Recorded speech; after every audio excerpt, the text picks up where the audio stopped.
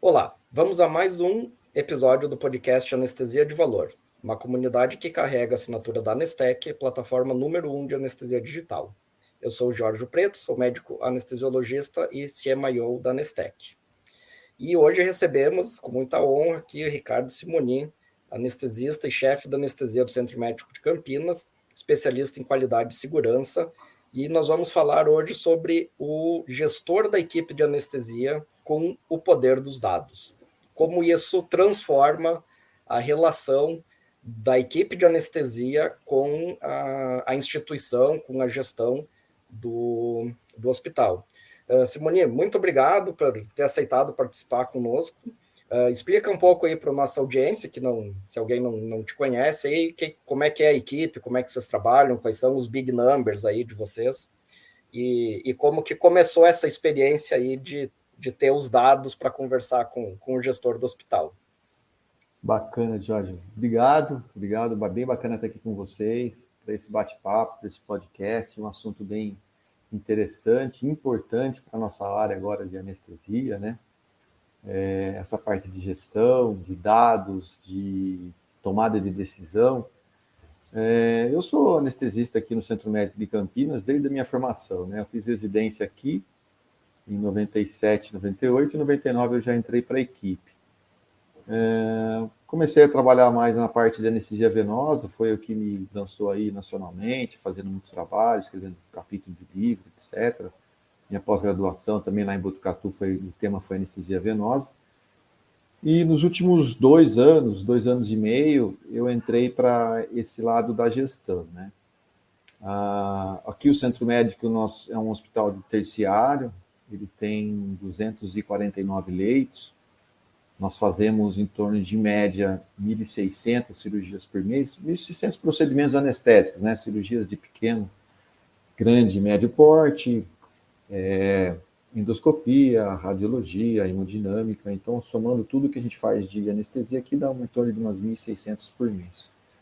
O nosso grupo é um grupo com 22 anestesistas, nosso staff, e nós também temos um programa de residência médica pela SBA, o CT aqui do Centro Médico de Campinas, em que nós temos 36 residentes, 12 M1, 12 M2, 12 M3. É um hospital bem antigo, um hospital que teve aqui em 1973, em março de 73 teve a inauguração, e desde então é nosso grupo aqui que comanda o serviço de anestesia aqui do hospital, né? Então, essa é a nossa história aqui em Campinas, no Centro Médico. E como eu falei para vocês, eu comecei a entrar nesse lado mais da gestão a partir de outubro, um pouquinho antes, setembro de 2020, ali na pandemia ainda, quando o nosso grupo de anestesia ele resolveu, por questões inerentes à nossa profissão, achar que a gente precisava realmente dar um salto em qualidade e segurança, partir para uma padronização dos nossos processos, dos nossos protocolos, e a gente procurou uma acreditação internacional, uma acreditação da Quimenton, onde na época já vários grupos de anestesia do estado de São Paulo e também de outros estados do Brasil já estavam nesse processo, já tinham até um processo de recertificação. Então, nós vamos buscar isso daí, entendendo que o processo de acreditação seria um meio que nos levaria a melhorar a nossa qualidade, puxando também muito pela segurança do paciente. A partir desse ponto, eu saí, então, não saí da assistência, continuei na assistência, mas eu fui me dedicar mais a estudar a parte de qualidade e segurança. Eu acabei E aqui no nosso grupo tem uma coisa muito forte, uma coisa de cultura mesmo, onde o que você for estudar, você tem que realmente ir a fundo, se especializar e ter um rigor técnico e científico muito grande no nosso grupo de anestesia. Tem uma história disso, né? Todos os staffs, a maioria dos staffs, mais de 80% do staff tem TSA, tem pós-graduação, etc. Então, eu fui buscar uma pós-graduação para tentar entender esse tema, e quando você busca uma pós-graduação, eu fui procurar a pós-graduação uma das mais conceituadas do Brasil, que é a do Einstein, e lá em gestão da qualidade e segurança do paciente. Então, ocorreu um processo meio que paralelo, né? Eu fazendo a pós-graduação em qualidade e segurança lá no Einstein e também fazendo esse processo de cocriação com as avaliadoras da Quimenton aqui no Centro Médico de Campinas, junto com a nossa equipe de anestesia. E uma das coisas que você, acho que a principal, não posso dizer a principal, mas uma das principais, né, que você precisa mapear e precisa ter de onde você tirar é de dado. O dado realmente é tudo, né? Nós já éramos um grupo com anestesistas que podemos dizer assim, digitalmente transformados, né? Nós já utilizávamos a plataforma WaxReg desde julho de 2019 e toda a equipe, os staffs, os residentes já tinham se digitalizados, podemos dizer assim. A gente já não estava mais no papel. Isso facilitou muito a gente não estar no papel, porque o dado no papel realmente é muito difícil você conseguir estruturar esse dado. E sempre que você, às vezes, vai conseguir estruturar esse dado, é um dado mais antigo, né? Um dado de 2 meses, 1 mês atrás, que você conseguiu estruturar.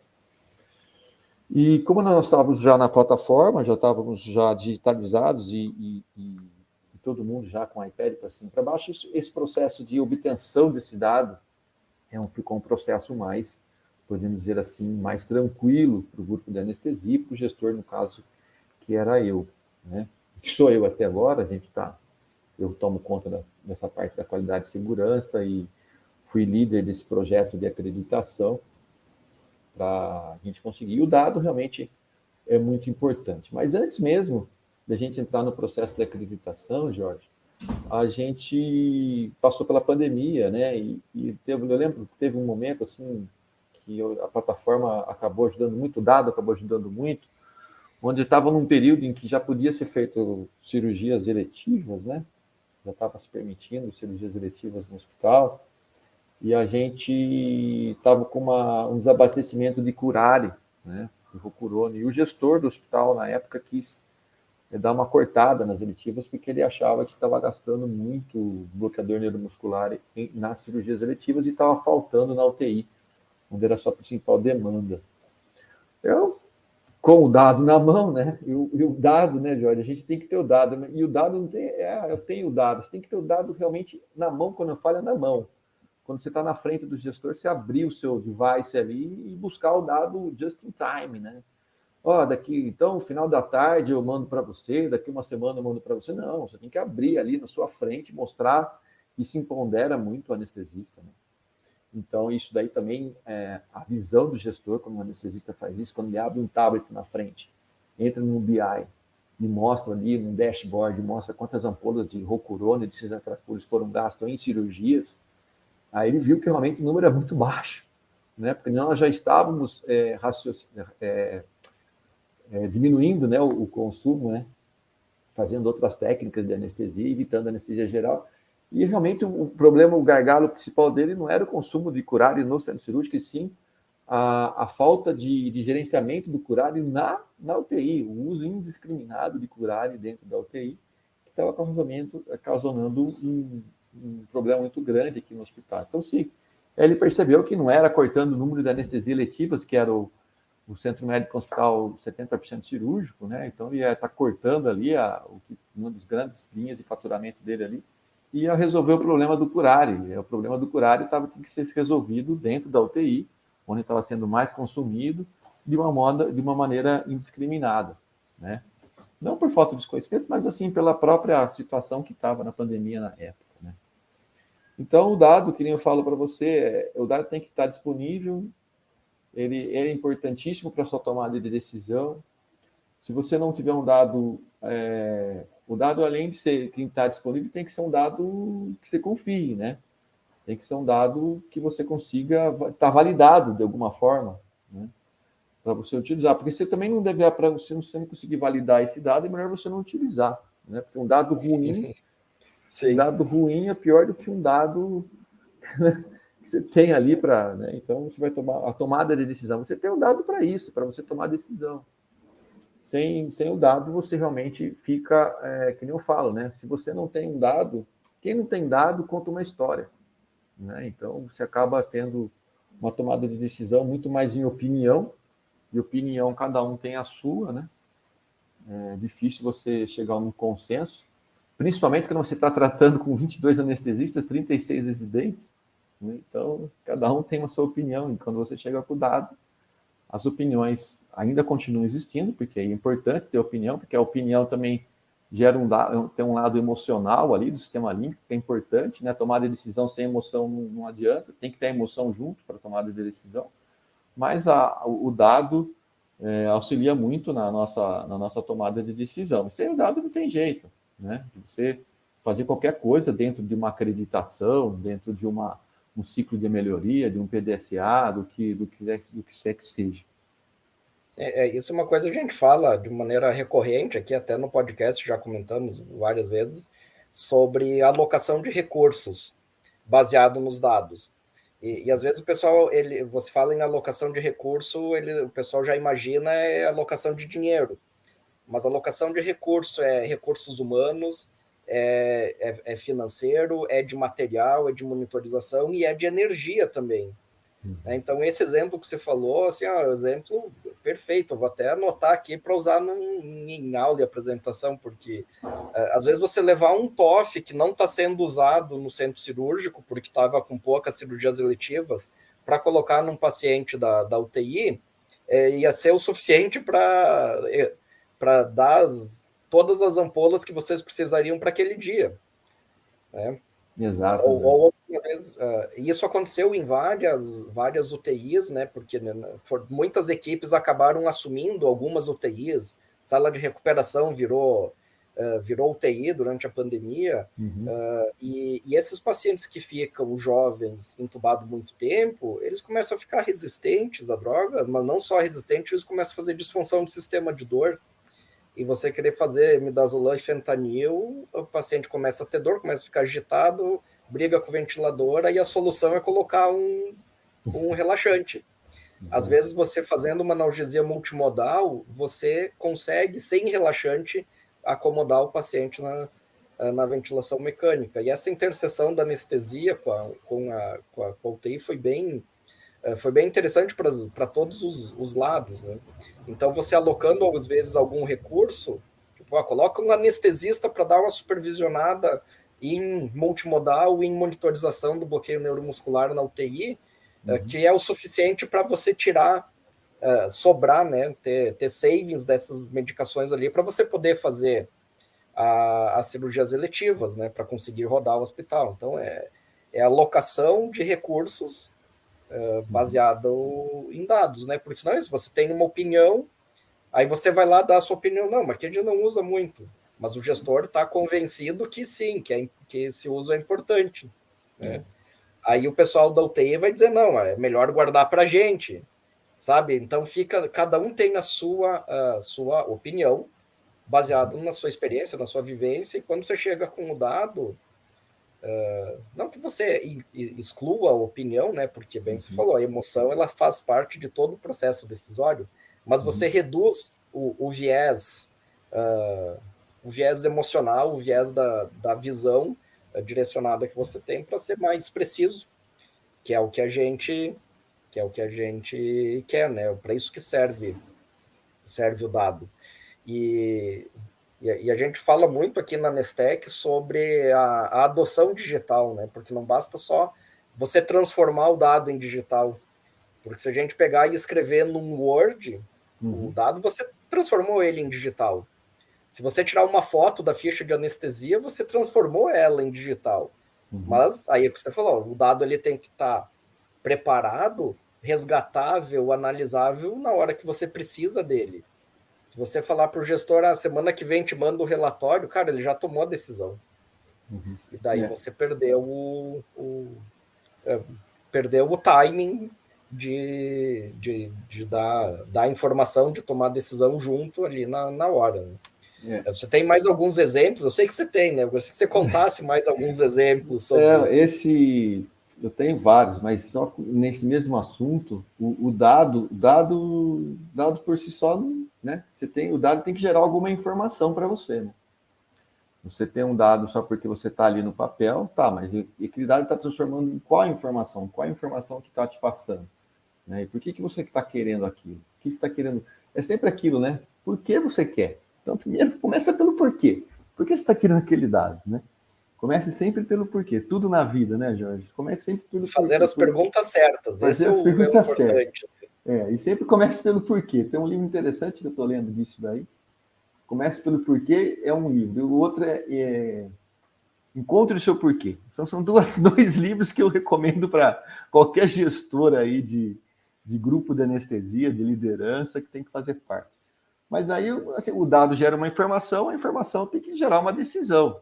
Né? E a decisão foi o que o gestor me perguntou. Bem, você me mostrou isso. Tá certo, está gastando muito na TI. O que você vai fazer então? Né? Qual que é a sua ação, né? Com esse dado, com essa informação, qual vai ser a sua ação? E a ação, eu falei assim, eu vou pegar um TOF, eu vou levar um TOF, um monitor lá do centro cirúrgico que tem TOF, vou levar um monitor desse lá para a sala para recuperação, para UTI, e vou levar um BIS, que eu não estou usando, vou levar um BIS e botar no paciente. A gente vai fazer isso durante um período, nós vamos ver naquele paciente quanto nós vamos economizar de medicação, tá bom? E aí a gente vai comparar com o paciente do lado que está entubado. Tá bom. A gente fez isso. Ligamos lá, o BIS do paciente estava em 18, né? Então, então, aí a gente começa a conversar, né? Aí você começa a conversar com a pessoa começa a ver realmente, você começa a ter dar um feedback para o gestor, né?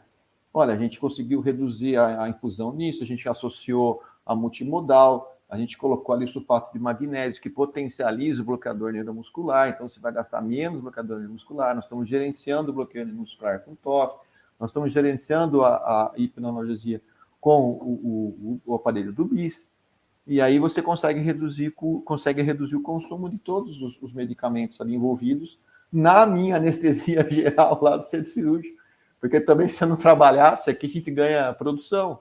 Então, se eu não fizer, eu ganho por ficha, eu não ganho, entendeu? Eu ganho por produção aqui. Então, eu precisava continuar dando anestesia, que senão eu não recebia.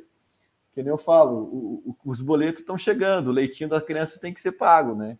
Então, a gente precisava continuar dando anestesia. E a gente não optou por ir para a UTI, porque a nossa equipe de terapia intensiva já estava bem, e nosso hospital não precisou, a RPA não precisou virar UTI na época. Mas em relação a essa parte de digitalização, foi interessante o que você falou, né? Às vezes o pessoal acha que você fazer uma ficha num papel e depois passar num scanner ali, jogar para dentro de um computador, do prontuário eletrônico, você já está digitalizado, né, Jorge? Você digitalizou. Tá, mas daí você fala, tá bom, quanto que esse paciente teve dor na sala de recuperação, quanto que ele vomitou, qual foi o nível de hipotermia dele, quantos eventos adversos, quantas intubações difíceis você teve, né? São todos dados ali, qual que é o nível de Aldrich dele que teve de recuperação. Então, tudo que você é um dado não estruturado, né? Sim. Um dado não estruturado que você não consegue resgatar ele. E nas fichas de anestesia tem muito disso, né? Você vê muito. Imagine, eu fico imaginando se no processo de acreditação eu não tivesse uma plataforma digital. Mas a gente tem que pegar toda a ficha de anestesia para mostrar ali um índice ali de dor no pós-operatório, entendeu? Já vamos voltar nisso.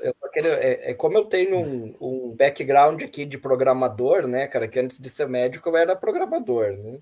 Então sempre tinha todos os meus amigos nerds da informática, que eu sou nerd de computador com muito orgulho, sempre falo isso, né, cara? E o pessoal sempre fala assim, que quando você vai fazer um sistema, você vai criar algo para tirar do papel, né, para transformar em digital, um dos maiores erros que você pode fazer é você tentar emular o que você fazia no papel no digital. E foi exatamente isso que a maioria das fichas, tirando o AXREG, fez. Eles transformaram aquele gráficozinho num outro gráfico lá, deram um monte de lugar para a gente escrever, e isso não gera nada além. Então, a era da informação, da informatização já passou, né, cara? A gente está agora falando disso, a gente precisa de análise de dados, a gente está na era da análise de dados, da informação resgatável, que traga outras formas de conhecimento.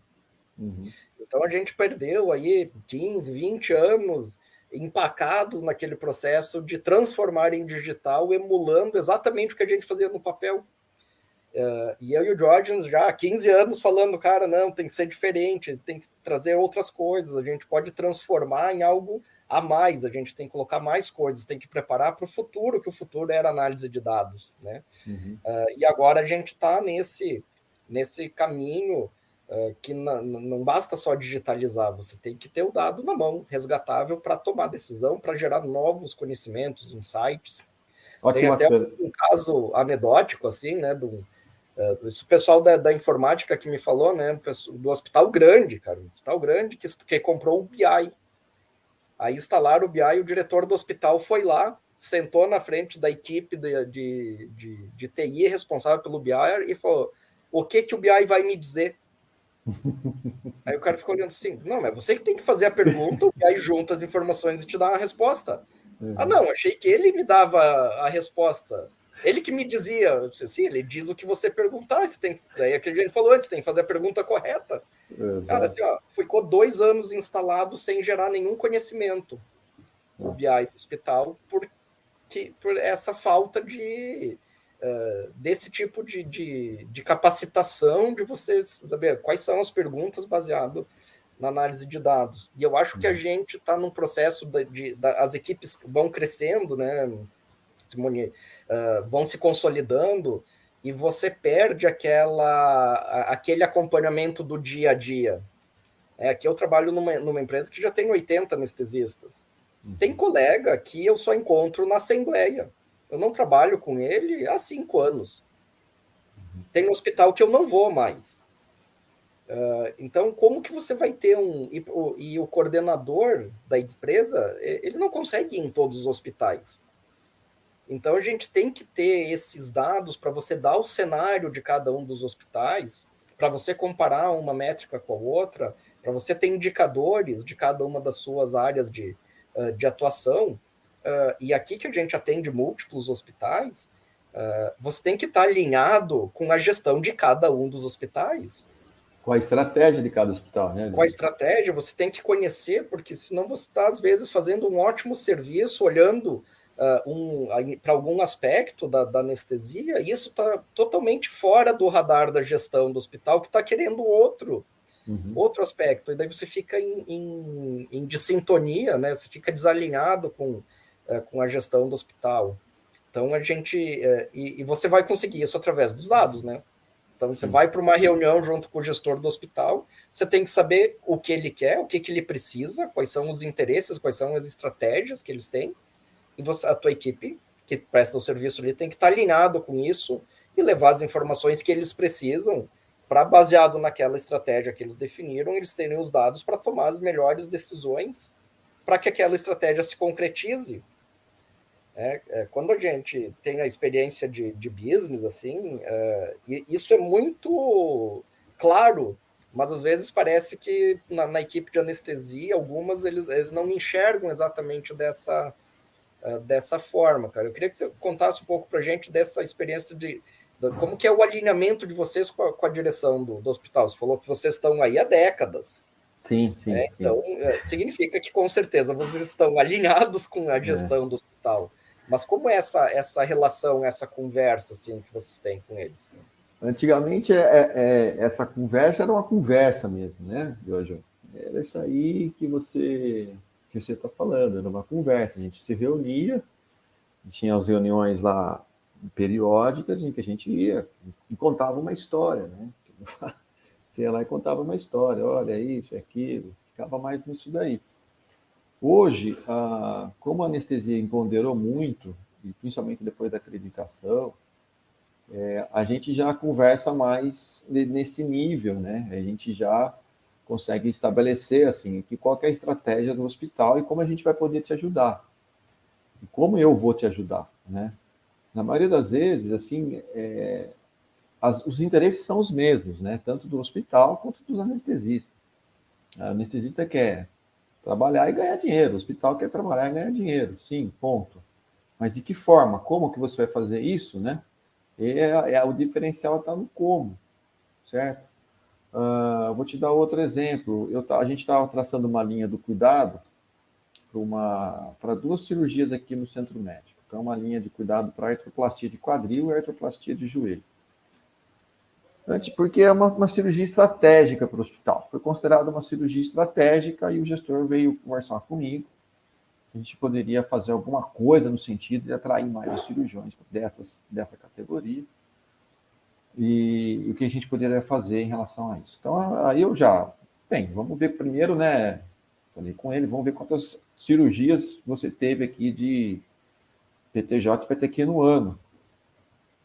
Ele já ficou. Primeiro, vamos ver se é mesmo estratégico, né? E realmente era um volume bem expressivo. O nosso hospital ele é 25% de cirurgias é ortopédica. E dentro das ortopedias, as artroplastias eram as mais relevantes, né? E tinha bastante esse tipo de cirurgia aqui. E aí a gente foi começar a traçar uma linha do cuidado com a equipe multi, e a gente descobriu, né, vendo perfil de paciente, vamos ver o perfil dos pacientes nossos das artroplastias aqui, né? Se tem alguma coisa que a gente pode extrair desse dado, né? Então a gente começou a traçar algum perfil de paciente em cima das artroplastias. Olha que dado interessante. Nas PTJs, a média de idade era 66 anos, e nas PTQ, 76 anos. Né? Então, 10 anos de diferença aí de média aí de idade, uma PTJ para uma PTQ. Isso já infere algumas coisas, né? Que a gente falou, o paciente da PTQ é um paciente mais idoso, é um paciente que você tem que ter mais cuidado, né? É um paciente que pode fazer mais delírio no pós-operatório, é um paciente mais frágil, né? Então, isso você já direciona o seu olhar diferente. O que era igual, o que era só uma artroplastia, agora uma artroplastia de quadril e joelho, a gente sabe que as PTQs são mais frágeis, tem que precisar ficar olhando mais nele. A outra coisa interessante é também o perfil de doença da PTQ e da PTJ. A PTQ e a PTJ tinha mais hipertensão, e nas PTQs pacientes eram mais diabéticos, eram mais obesos, né? Então, veja, aí você já começa a ter um outro olhar em toda essa linha do cuidado que você vai traçar. Qual que tem que estar a sua atenção? Tem que estar nos dois, eu sei, mas qual é que mais você precisa estar atenção? É na PTQ, né? Onde você tinha um paciente mais idoso, mais frágil, mais diabético, mais obeso. Então, isso é que o dado consegue, aí você trabalhando isso, você consegue fazer uma linha do cuidado muito mais assertivo, né? Do que só colocando ali, mas tem um protocolo ERAS para isso. Sim, mas e o seu perfil de paciente? Né? A gente tem um caso interessante aqui, que a gente começou a ter infecção, Jorge. Olha só que coisa interessante. A gente começou a ter infecção, começou a surgir o número de infecção, subir o índice em colicistectomias. Né? Olha só que coisa interessante. Em colicistectomia, de uma hora para outra, começou a subir infecção no sítio cirúrgico, tá? Cirurgia limpa, tá? Colicistectomia, tá? Não sei o quê. Não aquelas infectadas, colicistite aguda. E a gente foi entender, dentro de uma reunião de análise crítica dos indicadores lá da Comissão de Infecção Hospitalar, a gente começou a ver e começou a traçar o perfil desses pacientes, né? Com infecção e sem infecção. E justamente quando a gente começou a ter e o Centro Médico, ele fez uma parceria com a prefeitura aqui de Campinas e começou a atender alguns pacientes em colicistectomia dos funcionários, dos colaboradores da prefeitura aqui no Centro Médico. Fez uma parceria lá, comercial, e os pacientes e esses pacientes, então, da prefeitura estavam vindo para o Centro Médico para fazer a cirurgia de colicistectomia. E justamente nesse período que começou a ter essa cirurgia, começou a aumentar o número de infecção em colicistectomia ali na região do umbigo, né?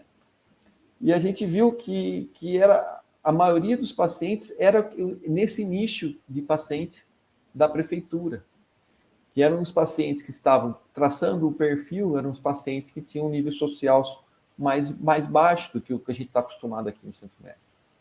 E aí, o que a gente já fez para isso? A gente fez uma orientação de alta diferente para esse tipo de paciente.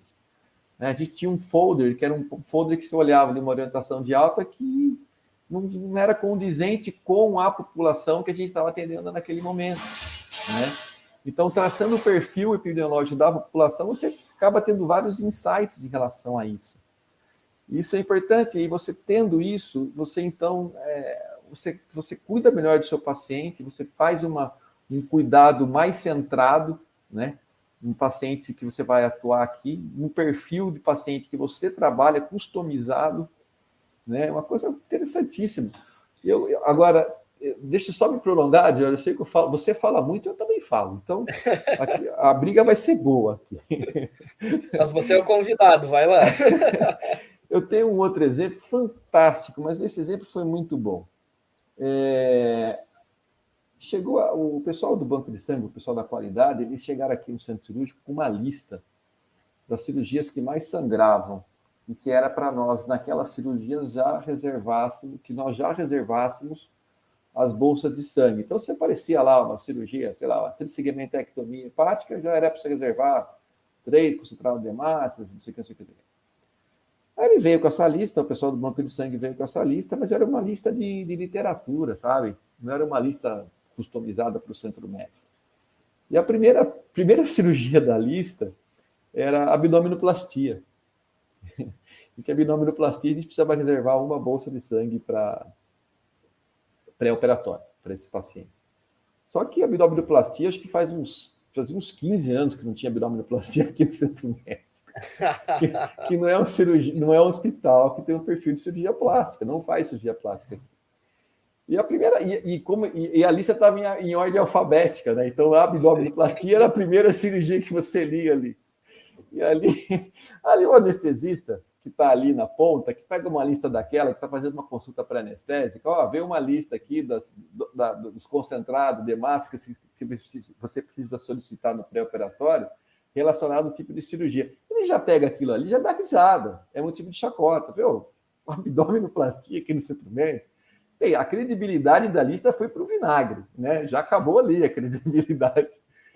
Aí eu peguei, a gente já estava utilizando o XREG na época, e eu tive um insight, falei assim, bem, a gente anota toda a bolsa de sangue que gasta, né, na ficha, e esse dado está com eles lá, está com a Nestec.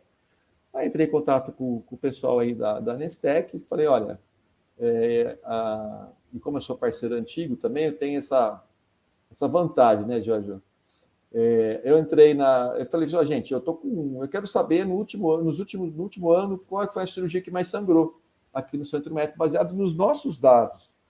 E a gente acabou depois de uns 2, 3 dias, me enviaram, né? Me enviaram ali uma lista completamente diferente das cirurgias que estava na lista que foi bancada pelo banco de sangue. Né? Então, veja, eu sabia qual era a cirurgia que mais sangrava, quantas bolsas que utilizavam naquela cirurgia em média, e ali eu consegui mostrar para os anestesistas que estão na ponta, realmente, de fato, qual era a situação, qual era a foto do centro médico naquele ano em relação às cirurgias. E isso muda de ano a ano, que nem na época que eu fiz isso, lá em 2019, finalzinho de 2019, o que aparecia? Era a cirurgia prostatectomia, que antes aqui era feita por aberta. Era uma das que mais sangravam. Depois, no outro ano, quando começaram a fazer por videolaparoscopia, não tinha, sumiu. Por que eu vou continuar pedindo bolsa de sangue e prostatectomia, se agora minha realidade é outra, se faz por vídeo, não se faz mais, agora até robô, mas não se faz mais por cirurgia aberta. E o pessoal continuando pedindo, se eu fosse fazer uma lista da literatura, né? Então, é muito da realidade, e só o dado te traz isso. Só o dado te dá esse empoderamento de você. E aí você coloca custo, né, Jorge? Custo, efetividade. Bem, aí você abre a lista. Tem algumas coisas, às vezes, que a gente até nem pensa tanto nessa decisão mais estratégica, assim, né? Mas assim, uma reserva de sangue vai custar ali em torno de R$100, um pouquinho menos, um pouquinho mais, né? Aí, assim, nós vamos pedir para todos os pacientes que fazem prostaté por vídeo, cara, daqui a pouco você tá... Porque assim, o dinheiro mais desperdiçado é naquilo que não precisa. Exato. Não importa se é R$100 ou se é R$1.000, os de R$100 é um desperdício enorme, porque ele não serve para nada, né? Uhum. Então, você ter esse tipo de dado organizado, estruturado, e às vezes você pega essa lista E se você der uma olhadinha um pouco mais no detalhe, você vai ver que determinada cirurgia é acima, é numa faixa etária, é só paciente idoso na cirurgia de câncer que precisa reservar, os outros pacientes não precisam. Né? Então, o cara fazer uma colectomia por uma diverticulite é diferente do outro. O paciente vai fazer uma colectomia, a mesma colectomia, às vezes, né? Só que um paciente mais idoso, um paciente oncológico, né? Então, tem... E o dado te dá essa certeza, assim, né? Que essa precisão e alocação de recursos, né? Que a gente tinha, como já falou antes, né? Sobre esse aspecto, né? Você coloca o recurso onde ele realmente vai trazer benefício, né? Eu tenho uma certa crítica, assim, é que eu olho muito do ponto de vista de dados, né? E às vezes o pessoal quer montar protocolo, não, porque tem que ter protocolo. Aí você pega a literatura internacional, tem que ter protocolo. Às vezes o pessoal da acreditação vem com um pacote de protocolos que você tem que fazer. E a crítica não é por você organizar isso. A crítica é que eu digo assim, primeiro você devia medir. Porque a gente fez um protocolo, fez todo um cenário de cefaleia pós-hack aqui num serviço nosso, e a gente já sabia que o nosso índice de cefaleia pós-hack era muito baixo. Ah, não, mas tem que montar o protocolo igual. Mas se você mediu o indicador e já está bom, precisa montar o protocolo, dizer para a equipe o que eles têm que fazer, se o que a gente está fazendo já está dentro das metas, já está bem, isso já está sendo bem feito. Ah, mas o que custa? Cara, custa recurso, energia, tempo, porque alguém tem que sentar lá, tem que escrever o protocolo, tem que mandar para todo mundo. Né? Então, às vezes, tem coisas que você já faz muito bem e que você só precisa medir e dizer, ó, tá bom. Eu não sei do jeito que vocês fazem, mas se você tá bom, cara, segue fazendo do jeito que vocês estão fazendo. Exato. Então, o dado, ele te dá o atalho para várias coisas, né? E a acreditação, ela tem muito disso, ela tem um pacote um conjunto de dados, de indicadores que eles têm que ser acompanhados, né? E aí, quando você tem o dado, você ganha alguns atalhos nesse processo de acreditação, né? Simone, quanto tempo demorou o processo de acreditação de vocês com a Aquimento, que ele me parece ser um pouco até mais rápido do que o esperado, né? Que em geral o pessoal fala, você precisa uns 2 anos para fazer um processo de acreditação. Não, mas vocês já eram usuários da Nestec, então acredito sim, que vários dados que vocês precisaram para acreditação, eles já estavam na tua mão. já estava. Então, acredito que vocês estava. devem ter tido um atalho. Assim, atalho não, vocês devem ter chegado no ponto mais rápido do que o usual. Né? Sim, Como que foi? O processo é o seguinte, Jorge, a gente, lógico, quando você já tem, facilita mais, porque ela, é que nem você falou, tem os protocolos que serão os indicadores que são gerenciados e os indicadores que são só acompanhamento, que nem você falou, pós-hack você vai acompanhando. Né? Surgiu uma no mês, uma no ano, né? Quando começa a ter 3, 4, aí você fica liga lá o seu gestor de risco, lá já aparece o sinalzinho amarelo. Mas o processo de acreditação nosso foi um processo, pode dizer assim, que foi tranquilo, porque a gente tinha realmente os dados, a maioria dos dados ali na mão, né, que a gente precisava, que é os indicadores de qualidade da anestesia, dor, náusea, vômito e hipotermia. Né? Vamos começar por aí, vamos começar pelo básico. E aí você começa por aí. E tendo isso daí, e isso você precisa acompanhar mensalmente, né? Isso precisa ser acompanhado mensalmente, é gerenciado, esse protocolo é gerenciado, tem que ser gerenciado esse protocolo. E o protocolo existe para diminuir variabilidade na assistência. Então, e só diminuindo variabilidade na assistência é que você consegue daí colocar os planos de melhoria, né? Os ciclos de melhoria contínua.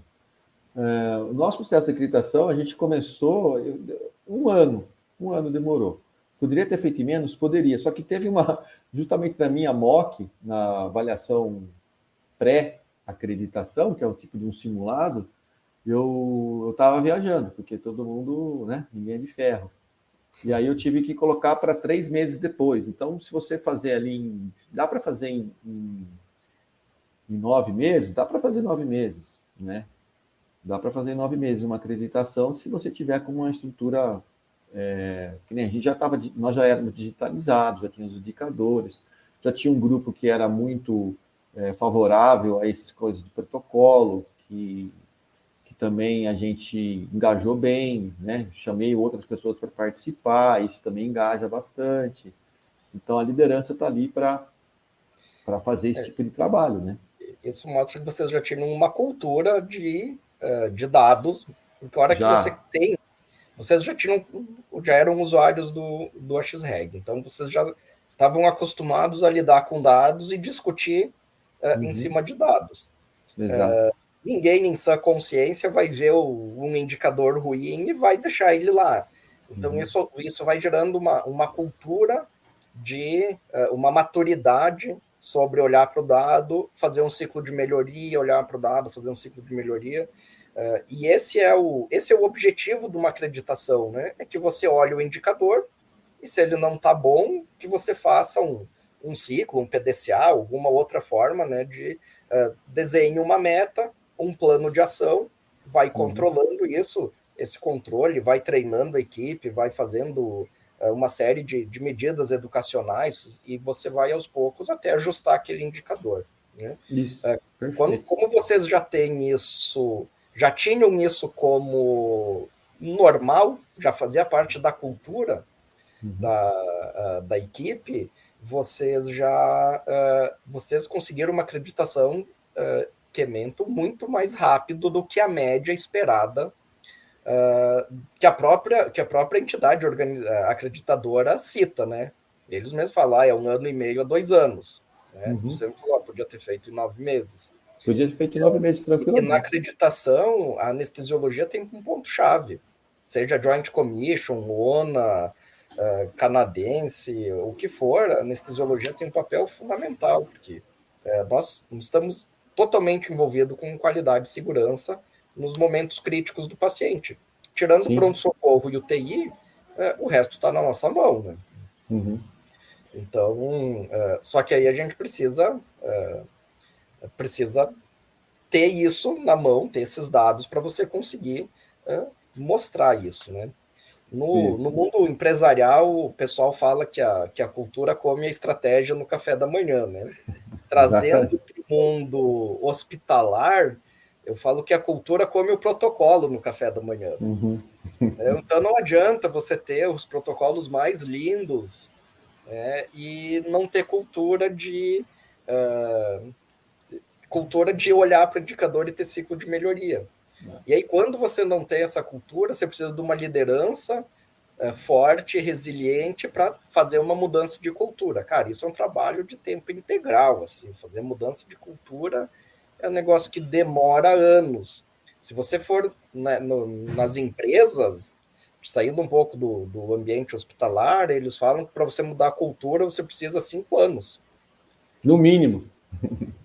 Então, assim, às vezes, já várias vezes aconteceu isso de algum amigo, algum colega dizer assim, cara, eu sei que vocês têm acreditação Joint Commission, me manda os protocolos. Tudo bem. Manda. Manda. Entendeu? Não é isso não vai adiantar, cara. É um trabalho de tempo, é um trabalho de mudar a cultura, principalmente. E aí entra a importância dos dados, né? Porque nenhum anestesista sai de casa achando que hoje eu vou para o hospital fazer uma anestesia ruim. Ele acha que ele está fazendo uma boa anestesia. E daí você precisa ter dados para dizer, cara, isso aqui está fora do que a gente espera, ou está com uma variabilidade injustificada de cuidado. Nosso primeiro podcast dessa segunda temporada, fomos eu e o Diógenes falando, o título era Variabilidade de Cuidado. Eu tenho paciente que está recebendo um cuidado excessivo, ou seja, está tendo um custo onerando o sistema sem trazer melhores resultados, e tem outro paciente que está recebendo um subcuidado. Ou seja, se você equalizar um pouco mais esses recursos e esse cuidado, você vai ter um resultado melhor. Porque você vai tirar recurso de alguém que não precisa estar recebendo aquilo e colocar no que vai fazer diferença de desfecho. isso que a gente fala que é variabilidade, reduzir a variabilidade do cuidado. Né? Como que vocês trabalharam essa questão? Isso acabou sendo indireto ou vocês atacaram de alguma forma essa variabilidade na equipe, Simone? Como que vocês trabalharam isso? Isso daí a gente tem que aprender primeiro, né? Aprender bastante. Então a gente não adianta. Quem vai trabalhar com esse projeto? Vou contar um pouco mais da história, né? E aí entra em variabilidade, entra em liderança, né? O que eu vejo muito aí acontecer, aí fora, né? É que o grupo de anestesia resolve fazer uma acreditação. A primeira coisa que ele tem que responder é por que ele quer acreditação. Por que você vai querer? Né? É a primeira pergunta que ele vai ter que responder, porque é uma coisa que demanda tempo, demanda dinheiro, demanda energia. Então, se você não souber claramente por que você quer uma acreditação, e não é você só, o grupo inteiro saber, nem comece, né? Nem comece, porque é um processo penoso, não é um processo fácil, é um processo disruptivo, para a maioria dos grupos é disruptivo, vai causar toda mudança em alguma parte vai ter uma perda para alguém, né? Então, sem saber responder essa questão, nem entre no processo. E assim, depois que você entra no processo de acreditação, a maioria dos grupos o que faz? Começa a primeira reunião lá de avaliação, a metade das coisas que a avaliadora perguntar, você primeiro não vai ter. A outra metade, você não vai entender o que ela está querendo. Entendeu? Não vai entender. Uma você não vai ter, a metade você não vai ter, a outra você não vai entender, porque você não tem o linguajar, você não sabe nada de qualidade de segurança. A gente não aprendeu isso na graduação. A gente sabe de qualidade de segurança da anestesia, porque nós somos, assim, a especialidade talvez a especialidade que mais se preocupa com segurança mesmo. Intubação, para que serve nossa avaliação para anestésica? Para gerenciar risco, para identificar risco de paciente, para você fazer uma anestesia mais segura no intraoperatório. Então, nós já somos mais ou menos forjados nisso daí. Só que depois dessa avaliação, o que acontece? Dessa primeira reunião, o anestesista, então, metade não entendeu. O que ele vai fazer? Isso aqui não dá para a gente não, gente. Vamos contratar uma enfermeira da qualidade. E eles contratam essa profissional e delegam, deixam na mão dela tudo da acreditação. Tudo. Então, essa profissional ela vai fazer os protocolos, ela vai fazer os processos, ela vai mapear processo, ela vai fazer os indicadores, ela vai fazer a avaliação de risco, ela vai fazer a gestão do risco, vai fazer o ciclo de melhoria. E você, como anestesista, vai ficar ali só olhando o que ela está fazendo, né? Obedecendo o que ela estiver te mandando você fazer, e acaba engajando, né? Acaba engajando. Por que você precisa de um protocolo de dor? Por que você precisa de um protocolo de náusea e vômito? Por que você precisa de um protocolo de tromboembolismo venoso? Por que você precisa? Então, esses porquês não acabam sendo respondidos. E acaba sendo muito que automatizado. E quando você delega isso, realmente ali o propósito de você ter uma acreditação começa a ficar muito secundário, terciária. Né? Você não começa a dar muita bola para isso daí. E acaba sendo uma coisa assim, meio que papel. O anestesista entende que acreditação, isso é só papelada. Né? Isso é só... Não é completamente o contrário. O que menos tem é papel, é muito mais dia a dia ali, né? De plano de ação, enfim. Então, o primeiro erro que eu acho é isso. O anestesista ele acaba delegando para uma outra profissional, a hora que ele poderia sair, né, do centro cirúrgico, conhecer as áreas, que nem você falou, a anestesia, ela permeia em várias áreas hospitalares, né? Ela permeia na farmácia, né? Em vários processos da acreditação que está permeando a anestesia. Permeia na farmácia, permeia na comissão de infecção hospitalar, permeia na qualidade, não é isso? Permeia na nutrição, né? Vai fazer um protocolo de abreviação de jejum, você precisa conversar com a área ali de abreviação de jejum, que é geralmente a equipe nutricional do hospital. E permeia na educação, então você quer fazer um treinamento. Então você tem que conhecer a menina lá, a enfermeira da educação continuada do seu hospital, para fazer um treinamento mais eficaz, mais eficiente para a sua equipe. Qual é a forma que você vai fazer isso daí? E a hora que você tem a oportunidade, todo mundo fala isso, né, Jorge? Não, o anestesista precisa sair do centro cirúrgico e conhecer as áreas. Então, aí como que vai fazer isso? Nós estamos ali fazendo anestesia o tempo inteiro, o máximo que eu vou é para a recuperação e volto para o consultório, volto e fico ali. Aí a hora que o anestesista tem a oportunidade de conhecer as áreas, né, do seu hospital, conhecer as pessoas, e vocês vão ter uma surpresa muito grande quando vocês conhecerem as áreas das pessoas. Vocês vão achar assim que o seu hospital, você vai ver o quanto de valor tem dentro do seu hospital, é isso que eu quero te dizer.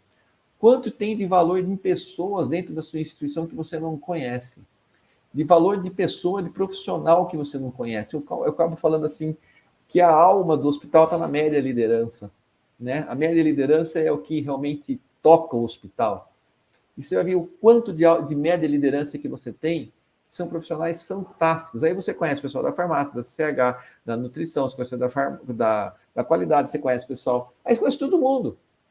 Aí você saiu do hospital, aí é muito mais fácil você traçar uma linha do cuidado daí, né?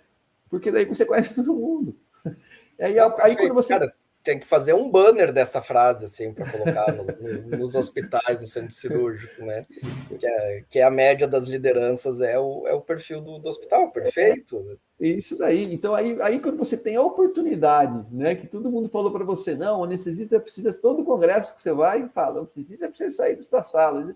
Aí quando você tem a oportunidade de sair da sala, né? Que te deram essa carta branca, o seu grupo de anestesia te deu essa carta branca, de você tocar um processo de acreditação. Então, você tem a oportunidade de sair da sala e conhecer as áreas. Aí, quando você tem essa oportunidade, né, de integrar, de conhecer, de ver todo mundo, e conhecer as pessoas, os processos, ver as fragilidades, ver os gargalos, ver os gaps, você delega para uma enfermeira de qualidade e continua dentro do centro cirúrgico. Eu acho isso daí, desculpa, Jorge, é uma imbecilidade tamanha. É uma oportunidade de crescimento, uma oportunidade de aprendizado que você acaba perdendo. Eu não tenho nada contra contratar uma enfermeira de qualidade, não. A gente está até contratando uma agora. Mas, assim, não, entrou no processo de acreditação, acompanha, mas, assim, é de perto, lado a lado, vá, entre na sala, bata, conheça, pergunte, né? O médico, às vezes, é muito arrogante, acha que sabe tudo, não sabemos nada. Não sabemos nada, tá? Eu estava na hemodinâmica uma vez, eu levei um livro lá para dar uma lida, né, durante um procedimento e outro, que chamava Gestão de Pessoas. Um livro de, sei lá, umas 300 páginas, livro parrudo mesmo, não era manualzinho de bolso, não. Aí a enfermeira da hemodinâmica passou, nossa, doutor, eu li isso aqui na minha graduação. Quer dizer, quando que nós médicos, da nossa graduação, lemos um livro de gestão de pessoas? Aí você fala assim, não, precisa ser líder. Você não... Como é que você vai ser líder? O médico já é líder natural. Aí que acontece o mais legal. Aí a gente vai para a liderança. Toda vez que eu entrava numa área, elas ficavam espantadas com a minha presença lá. Eu disse, doutor, nunca entrou um médico aqui. E elas ficavam assim, brilhavam os olhos, entendeu? Não porque eu seja bonito, eu sou meio bem feio. Mas assim, por tal um médico, nunca tinha aparecido um médico lá. E o médico já é um líder nato, porque chega, né, a gente já tem, né, dentro do hospital, nós temos uma certa liderança nata já. E aí, quando você começa a ver essas pessoas e lidar com essas pessoas, a gente vê que eles não sabem nada. Elas sabem muita coisa que a gente não sabe. Elas aprenderam muita coisa que a gente não aprendeu. A nossa graduação é falha nesse sentido. Então, aproveite a oportunidade. Está num processo? Aproveite a oportunidade. É mindset de crescimento e de desenvolvimento. Não vai achar que você é mindset fixo. Não seja mindset fixo. Né? É aprendizado. A gente tem que estar sempre, Jorge, eu sempre falo isso para os meus residentes, a gente tem que estar sempre na nossa versão beta. Né? A gente tem que estar sempre na nossa versão beta. Nunca nós vamos sair da nossa versão beta. A gente tem que estar sempre aprendendo, sempre colocando mais funcionalidades. Porque aquilo lá, na vida, ou você aumenta suas habilidades ou você diminui seus sonhos, meu amigo. Não tem outra alternativa. Não, perfeito, cara. Não, isso. Se você transcrever isso que você está falando para anestesia e aplicar em qualquer empresa organizada, cara, eles vão usar esses mesmos conceitos, né, de trabalhar com equipe interdisciplinar. Se você sair um pouquinho da sua toquinha lá da sala cirúrgica, cara, você vai ver bem, você não entende nada do processo todo do hospital, como que o paciente chega, como que o paciente sai, entendeu? Até isso eu tinha notado aqui para deixar de lado. Cara, às vezes você faz lá num pré, você pede para o paciente fazer uma reserva de sangue que não precisa, você ferrou com a vida desse paciente aquele dia. Você acabou com o dia do paciente nesse dia. Entendeu? Às vezes, dependendo, você está num consultório, você pede aquele eletro que nem precisava, mas vou pedir um eletro por via das dúvidas. Cara, você acabou com o dia de trabalho daquele paciente. Ele vai ter que sair dali. Onde que ele vai achar um eletro? Quem que vai dar o laudo? Ele vai ter que te levar lá de volta, sabe? Por uma coisa que às vezes nem não precisava, assim, não vai mudar o... Então, olhar sair um pouquinho do nosso reduto, né? E olhar as coisas de uma maneira um pouco mais ampla, onde cada um está fazendo as coisas, qual é o teu papel nessa jornada, assim, porque a jornada do paciente, cara, ela começa quando alguém indica uma cirurgia para ele e acaba quando ele estiver reabilitado. Essa é a jornada do paciente. A jornada do paciente não é vir do estacionamento do dia da internação até ele sair para casa de volta. Não, a jornada do paciente, ele está reabilitado na melhor condição que ele pode depois da cirurgia. E aí, se você não olhar isso como um cenário todo, então nessa jornada ele tem que ir fazer uma consulta pré, ele tem que fazer exames, ele tem que voltar com o cirurgião, ele tem que conseguir a tal da autorização, a senha. E quem já foi paciente sabe, cara, é uma peregrinação que os pacientes fazem. E às vezes a gente está só olhando ali, tá no mapa a colecistectomia, você vai lá, anestesia, põe na recuperação, e é isso. E quando você olha o dado, se você perguntar para qualquer anestesista, você dizer assim, você acha que teus pacientes têm dor intensa na recuperação ou vomitam muito? Eu duvido que alguém vai dizer que sim. Ninguém vai dizer que sim. Mas se você medir o dado, você vai ver que tem paciente com dor intensa na recuperação e tem paciente que está vomitando. Então, da onde está vindo, né? É a mesma coisa. Se faz mais de 10 anos que se fala sobre curarização residual na sala de recuperação. Se você perguntar para qualquer anestesia assim, você deixa os seus pacientes com curarização residual na sala de recuperação? Todos vão dizer, é claro que não. Mas se você for lá colocar um monitor, a literatura fala de 20 a 40 e tantos por cento. Ou seja, tem uma disjunção entre o que você acha e o que você realmente, objetivamente, mede. E aí que está a grande transformação dos dados. Se você for lá medir náusea e vômito, medir tempo de permanência na SRPA e medir dor, se você medir, você vai olhar e você vai ver, cara, a gente precisa fazer alguma coisa nessa situação. Ou você vai olhar e vai dizer, gente, cara, parabéns todo mundo, nós estamos bem, nós estamos fazendo um bom manejo. Ou você vai ver que você não está fazendo manejo em meia dúzia de cirurgias. Aí por que tem algum bloqueio periférico que dá para a gente fazer, que não está na rotina do pessoal? Então você começa a buscar alternativas, buscar opções que você precisa melhorar uma coisa ou outra. Agora a gente está para lançar, né, o nosso novo Analytics, né, que é já trazendo esses insights. Então você tem lá a sala de recuperação, se você clicar no paciente que tem dor intensa, ele já vai filtrar a faixa etária, quanto tempo esse paciente ficou na recuperação, se ele teve, como é que foi o Aldrich dele, você já vai filtrando para você já ir indo para o detalhe dentro do próprio dashboard. Você precisa olhar o paciente que está com EVA zero, que entra na recuperação com EVA zero e que sai da recuperação com EVA zero? Não, cara, esse não é o paciente que você precisa olhar, porque esse é onde está tudo certo. Você não tem ciclo de melhoria para falar sobre dor no paciente que entra com EVA zero e sai com EVA zero.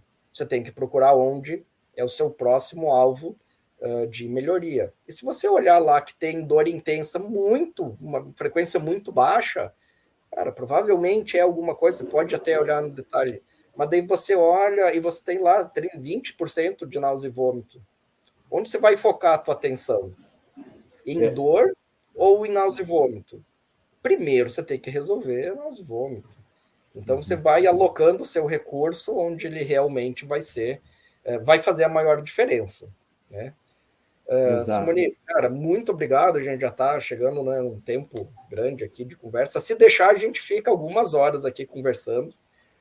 Com Eu certeza. queria que você deixasse uma mensagem final aí para a nossa audiência, cara. Foi muito bom conversar com você. Acho que tem várias frases que você falou aqui que dá para imprimir, fazer banner, cartaz e deixar no centro cirúrgico se as pessoas realmente escutassem e aplicassem isso que a gente conversou aqui, as coisas acelerariam muito mais rápido. Então, já de antemão, te agradeço muito. O que você deixaria de mensagem final aí para nossa audiência? Eu que agradeço, Jorge. Foi um prazer aqui estar batendo esse papo com você. Eu sabia que ia ser bom desse jeito, porque tudo que vem aí da Nestec eu assino embaixo e vou continuar assinando. O que eu deixo de recado final é assim, que a anestesista, hoje em dia, ele precisa se preocupar mais com o paciente no ponto de vista holístico mesmo, né? É o pré, o intra e o pós. O pré é 30 dias antes, o intra ali 2 dias e o pós é 90 dias, né? Então, a gente está acostumado a tratar só dessa partinha pequena do que o paciente está dentro do hospital, que é importante, importantíssimo, mas a gente tem que ver o paciente como um todo, tudo no pré-anestésico e também no pós-hospital, pré-hospitalar e pós-hospitalar. Eu acho que a anestesista precisa realmente tomar o seu lugar nessa parte de gestão da medicina perioperatória, que isso daí realmente é o que está em voga e é o que vai fazer diferença na vida do paciente, pode ter certeza disso. E o anestesista tem todas as condições de liderar com dado, com plataforma digital, com ciclo de melhoria, esse processo de medicina perioperatória. É só o anestesista querer liderar e querer fazer. Tá bom? Bom, mas para isso ele tem que sair da sua salinha gelada lá, né, e se empoderar com os dados, né? A gente fala que a gente liberta a inteligência do perioperatório, ou seja, digitalizar de maneira adequada, pegar os dados, transformar aquilo em informação, conhecimento e ir para o jogo, né, cara? Perfeito. Se você quer jogar, você tem que ir para o jogo. Você ficar no banco de reserva, cara, você não vai mudar jogo nenhum. Você vai só ficar assistindo o jogo que está acontecendo. Então, quem quiser mudar o jogo, tem que colocar a camisa e ir para campo. E essa camisa na anestesia são os dados. Perfeito. Então, essa é a nossa mensagem final.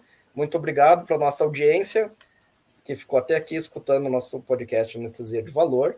Em breve teremos outros episódios.